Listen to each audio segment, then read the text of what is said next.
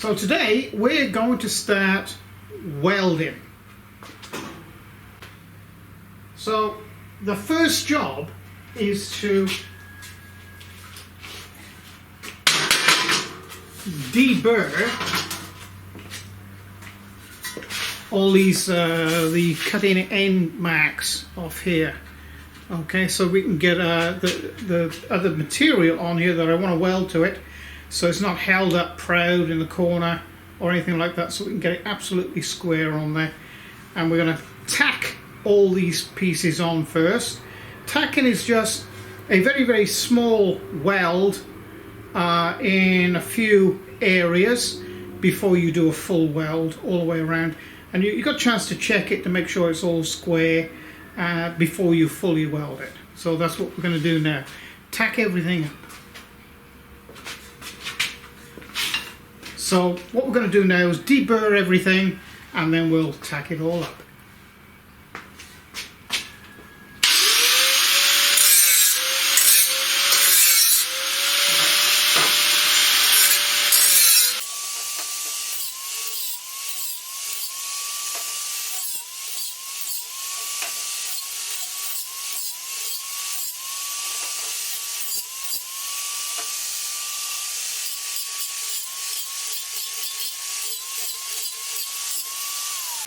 Now, in preparation for welding, what I'm actually doing is putting a very, very slight chamfer on the outer edge and making sure that there's no burrs or paint, for that matter, on this end. To be able to get a deeper or more penetration for the weld. Although this isn't a, you know, sort of a really heavy-duty welding job, it really only needs to hold a plate on here that has a wheel attached to it. You know, it's always good practice to have a little chamfer on the material so you can get full penetration. Okay, so what we're going to do is tack weld. Now, tack weld is just what it sounds like. You just put a very, very small amount of weld on the material, between the two pieces of material, to hold it there firm.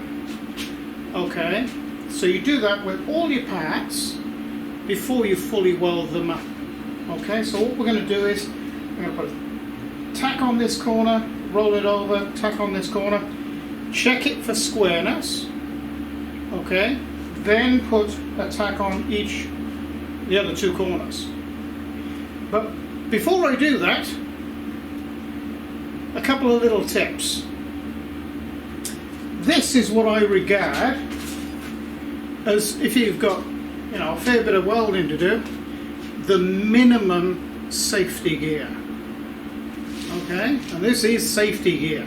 All right, it's a leather sleeve, okay, and a leather apron, because otherwise you're going to end up with molten steel burning straight through your skin and ending up with molten steel where you really don't want it. Okay? Second thing, don't use your best glasses. These are an old pair that I just keep for doing jobs like this. Okay? And third thing, don't go welding in a damn t-shirt. Okay, or something on shorts, because you have to be covered up, because welding, arc welding or MIG welding or TIG welding gives out a huge amount of UV radiation, UV rays, and it'll suntan the hell out of you, and we all know how dangerous that can be and uncomfortable. So bare minimum, and again, electronic mask or electronically operated mask. I wouldn't bother with the handheld ones, they're damn useless. So here we go, tacking.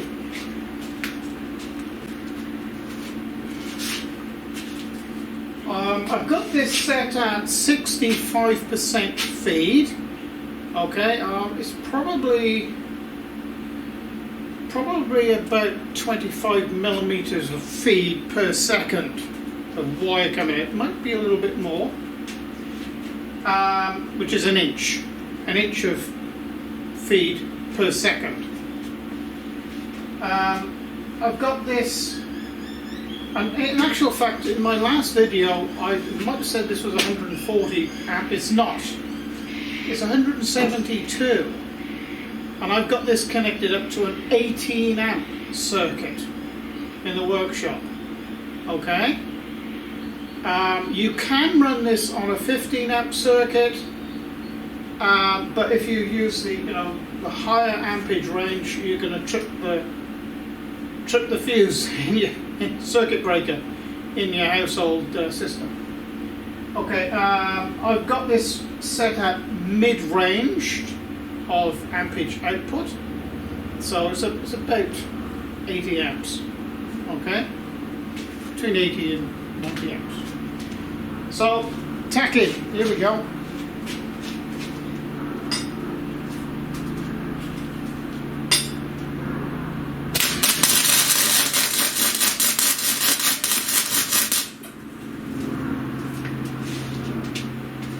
Just a small amount of weld on one corner.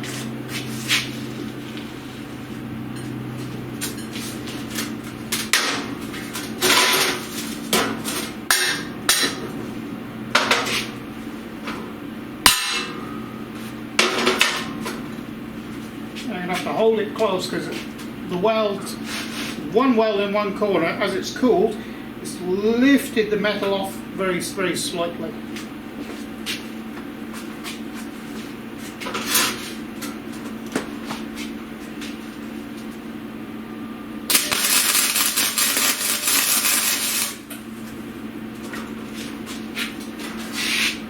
We'll check that for square.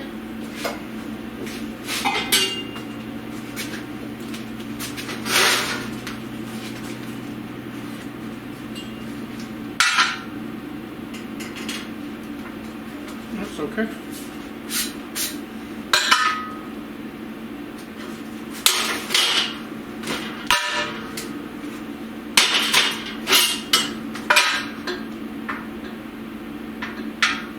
Pretty good.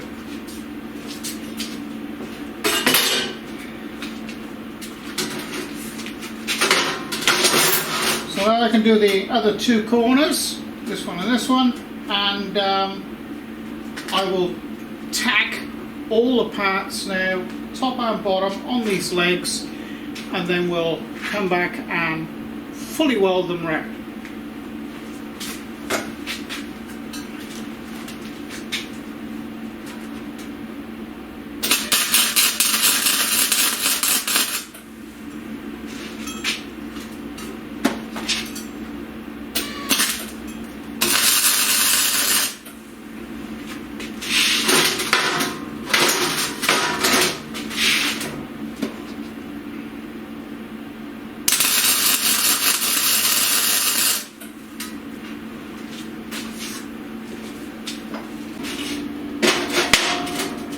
Okay, the other end is slightly different. Stand this one up. I suppose you don't have to stand it up, but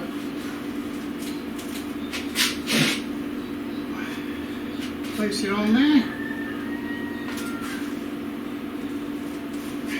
So, and tack this up.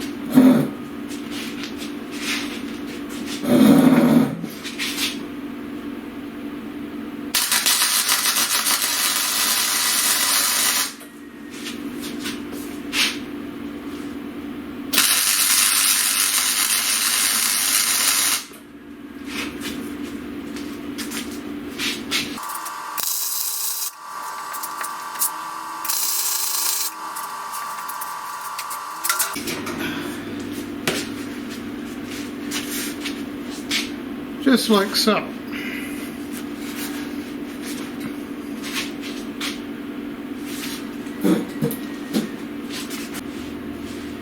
There's no quick way of doing this. You just take your time, work your way through it. But I always find it easier to tack everything up, then check everything, then fully weld everything all in one go. Okay, this might be a little darker. I've just shut the aperture down of the lens. Now I'm just going to give you a few little tips or secrets of the welding trade. Now, depending on how the weld is going, and different welders have their own preference, but sometimes, and I think in some circumstances, it is far better to push, okay, to push the MIG through a weld rather than pull it. Now if you've got a heavy gauge steel like this, it is far preferable to start the weld and push it through or push it along the weld rather than pull it. Okay? You get a lot better result that way. With thinner gauge steel, it is preferable to pull it. Okay? This way you get a better penetration and a better flow, I find. But you know, the purists out there may say that, oh, that's not exactly accurate, but it's what I found. So that's what I'm going to do now, and I'm going to shut the aperture down a little bit more, so maybe you'll be able to see what I'm doing.